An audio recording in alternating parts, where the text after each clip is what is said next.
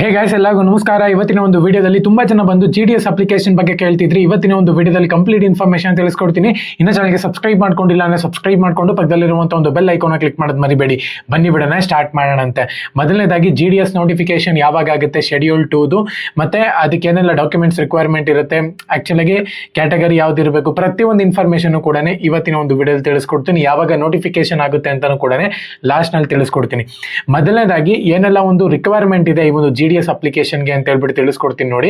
Minimum ನಿಮ್ಮ ಒಂದು age limit ಬಂದು 18 ವರ್ಷ ಆಗಿರ್ಬೇಕಾಗುತ್ತೆ. ಮ್ಯಾಕ್ಸಿಮಮ್ 40 ವರ್ಷದ ಒಳಗಡೆ ಇರೋರು ಅಪ್ಲೈ ಮಾಡ್ಕೋಬಹುದು. ಸೊ ಏಜ್ ಕ್ಯಾಲ್ಕುಲೇಷನ್ ಬಂದ್ಬಿಟ್ಟು ನಿಮ್ಮ ಒಂದು ಡೇಟು ಮತ್ತೆ ನೋಟಿಫಿಕೇಶನ್ ಮೇಲೂ ಕೂಡ ಡಿಪೆಂಡ್ ಆಗಿರುತ್ತೆ. ಓಕೆನಾ. ಸೊ ಏಜ್ ರಿಲ್ಯಾಕ್ಸೇಷನ್ ಕೂಡ ಇರುತ್ತೆ, ತಲೆ ಕೆಡಿಸ್ಕೊಳ್ಳೋ ಒಂದು ಅವಶ್ಯಕತೆ ಇಲ್ಲ. ಎಜುಕೇಶನ್ ಕ್ಯಾಟಗರಿ ನೋಡ್ಕೊಳ್ಳೋದಾದ್ರೆ ಅಂದ್ರೆ ಎಜುಕೇಶನ್ ಕ್ವಾಲಿಫಿಕೇಶನ್ ನೋಡ್ಕೊಳ್ಳೋದಾದ್ರೆ 10th ಸ್ಟ್ಯಾಂಡರ್ಡ್ ಪಾಸ್ ಆಗಿರ್ಬೇಕಾಗುತ್ತೆ ನೀವು, SSLCದು. ಸೊ ಇನ್ನೊಂದೇನಪ್ಪ ಅಂದರೆ ಪರ್ಸೆಂಟೇಜು ನಾರ್ಮಲ್ ಆಗಿ ಎಷ್ಟಿದ್ರೂ ಕೂಡ ನೀವು ಅಪ್ಲೈ ಮಾಡ್ಕೋಬಹುದು, ಬಟ್ ಪಾಸ್ ಆಗಿರಬೇಕು. ನಿಮಗೆ ಸೆಲೆಕ್ಷನ್ ಆಗೋದು ಯಾವ ರೀತಿ ಅಂದರೆ 98, 97, 96 ಈ ಥರ. ಓಕೆನಾ. ಕೊರೋನಾ ಬ್ಯಾಚ್ ಬಿಟ್ಟು 97, 98 ಈ ಥರ ಮಾತ್ರನೇ ನಿಮ್ಗೆ ಇಲ್ಲಿ ಸೆಲೆಕ್ಷನ್ ಆಗುತ್ತೆ. ಇದು ಮೇನ್ ಇಂಪಾರ್ಟೆಂಟ್. ಕೊರೋನಾ ಬ್ಯಾಚ್ ಆದಮೇಲೆ ಸ್ವಲ್ಪ ಕಷ್ಟನೇ. ಅದಕ್ಕಿಂತ ಮುಂಚೆ ಇರುವಂಥ ಒಂದು ಬ್ಯಾಚ್ಗಳಿಗೆ ನಿಮಗೆ ಬೇಗ ಸೆಲೆಕ್ಷನ್ ಆಗುತ್ತೆ ಅಂತಲೇ ಹೇಳ್ಬೋದು. ಕೊರೋನಾ ಬ್ಯಾಚ್ ಆದಮೇಲೆ ತುಂಬ ಜನ ಒಳ್ಳೊಳ್ಳೆ ಪರ್ಸೆಂಟೇಜ್ನ ತೊಗೊಂಡ್ಬಿಟ್ಟಿದ್ದಾರೆ, ಹೆಂಗೆ ಬೇಕೋ ಹಂಗೆ. ಸೊ ಅವ್ರಿಗೆ ಸ್ವಲ್ಪ ಕಷ್ಟ ಆಗುತ್ತೆ. ಹಂಗಾಗಿನೇ ಸ್ವಲ್ಪ ನೋಡಿಕೊಂಡು ನೀವು ಅಪ್ಲೈ ಮಾಡ್ಕೊಳ್ಳಿ. ಮತ್ತು ಇನ್ನೊಂದೇನಪ್ಪ ಅಂದರೆ ನಿಮ್ಮ ಹತ್ರ ನಿಮಗೆ ಕಂಪ್ಯೂಟರ್ ನಾಲೆಜ್ ಇರಬೇಕಾಗುತ್ತೆ, ಬೇಸಿಕ್ ಕಂಪ್ಯೂಟರ್ ನಾಲೆಜ್ ಇರಬೇಕಾಗುತ್ತೆ. BPM ನೀವು ಪೋಸ್ಟ್ಗೆ ಅಪ್ಲೈ ಮಾಡ್ತೀರಾ ಅಂತ ಹೇಳೋದಾದರೆ ಇಲ್ಲಿ ನಿಮಗೆ 3 ಪೋಸ್ಟ್ ಬರುತ್ತೆ ಅಂತಲೇ ಹೇಳ್ಬೋದು. BBPM, ABPM ಮತ್ತು ಡಾಕ್ ಸೇವಕ್ ಅಂತ ಹೇಳಿ. ABPM ಅಂದರೆ ಅಸಿಸ್ಟೆಂಟ್ ಬ್ರಾಂಚ್ ಪೋಸ್ಟ್ ಮಾಸ್ಟರ್ ಅಂತ ಕರೀತಾರೆ. BPM ಅಂದರೆ ಬ್ರಾಂಚ್ ಪೋಸ್ಟ್ ಮಾಸ್ಟರ್ ಅಂತ ಕರೀತಾರೆ. ಆ್ಯಕ್ಚುಲಾಗಿ BPM ಅಂದರೆ ನಿಮಗೆ ಕಂಪ್ಯೂಟರ್ ವರ್ಕ್ ಇರುತ್ತೆ ಅಂತ ಹೇಳ್ಬೋದು, ಬೇಸಿಕ್ ನಿಮಗೆ ನಾಲೆಜ್ ಇರಬೇಕಾಗುತ್ತೆ ಕಂಪ್ಯೂಟರ್ದು. ABPM ಅಂದರೆ ಮೇನು ಫೀಲ್ಡ್ ವರ್ಕ್ ಇರುತ್ತೆ ಅಂತಲೇ ಹೇಳ್ಬೋದು. ಓಕೆನಾ. ಸೊ ಮೊದಲನೇದಾಗಿ ಏನೆಲ್ಲ ಒಂದು ಡಾಕ್ಯುಮೆಂಟ್ ರಿಕ್ವೈರ್ಮೆಂಟ್ ಇರುತ್ತೆ, ಮತ್ತು ನೀವು ಈ ಒಂದು ಡಾಕ್ಯುಮೆಂಟ್ ಇದೇ ಮಂತ್ನಲ್ಲೇ ರೆಡಿ ಮಾಡ್ಕೋಬೇಕಾಗುತ್ತೆ. ಮೊದಲನೇದಾಗಿ 10th ಮಾರ್ಕ್ಸ್ ಕಾರ್ಡು ಒರಿಜಿನಲ್ ನಿಮ್ಮ ಹತ್ರ ಇರಬೇಕಾಗುತ್ತೆ. ಆಧಾರ್ ಕಾರ್ಡು ವ್ಯಾಲಿಡ್ ID ಇರಬೇಕಾಗುತ್ತೆ ನಿಮ್ಮ ಹತ್ರ. ವೋಟರ್ ID ಆದರೂ ಕೂಡ ನಡೆಯುತ್ತೆ. ಮತ್ತು ಇನ್ನೊಂದು ಪ್ಯಾನ್ ಕಾರ್ಡ್ ಇದ್ರೆ ಪ್ಯಾನ್ ಕಾರ್ಡ್ ಇಟ್ಕೊಳ್ಳಿ. ಮತ್ತು ರೀಸೆಂಟ್ ಪಾಸ್ಪೋರ್ಟ್ ಸೈಜ್ನ ಒಂದು ಫೋಟೋಗ್ರಾಫ್ ಇರಬೇಕಾಗುತ್ತೆ. ಸಿಗ್ನೇಚರ್ ಇರಬೇಕಾಗುತ್ತೆ. ಮೊಬೈಲ್ ನಂಬರ್ ಇರಬೇಕಾಗುತ್ತೆ. ಇಮೇಲ್ ID ಇರಬೇಕಾಗುತ್ತೆ. ಕ್ಯಾಸ್ಟ್ ಸರ್ಟಿಫಿಕೇಟ್ ನಿಮ್ಮ ಹತ್ರ ಇರಬೇಕಾಗುತ್ತೆ. ಇಫ್ ಅಪ್ಲಿಕೇಬಲ್ ನೀವೇನು ಅಪ್ಲೈ ಮಾಡ್ತೀರಾ ಅಂದರೆ ಮಾಡ್ಕೋಬೋದು.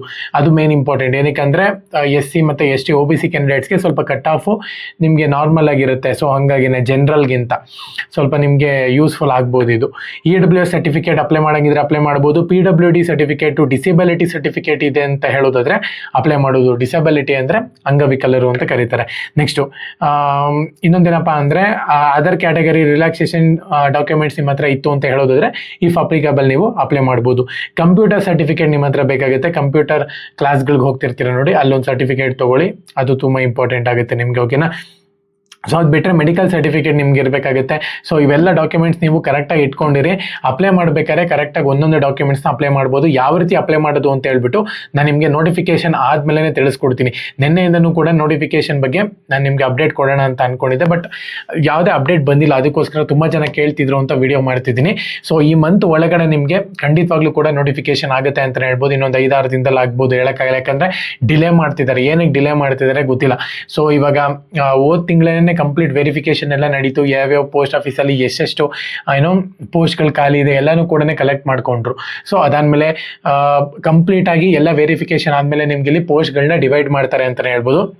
ಇನ್ನು 5th ಮೆರಿಟ್ ಲಿಸ್ಟ್ ಅಂತೂ ಬರೋದಿಲ್ಲ. ಏನಕ್ಕಂದರೆ ಆವಾಗಲೇ ಇದು 13th ಆಗಸ್ಟು 15th ಒಳಗೆ ಬಂತು ಅಂತ ಹೇಳೋದಾದ್ರೆ 5th ಮೆರಿಟ್ ಲಿಸ್ಟ್ ಬಂದಂಗೆನೆ.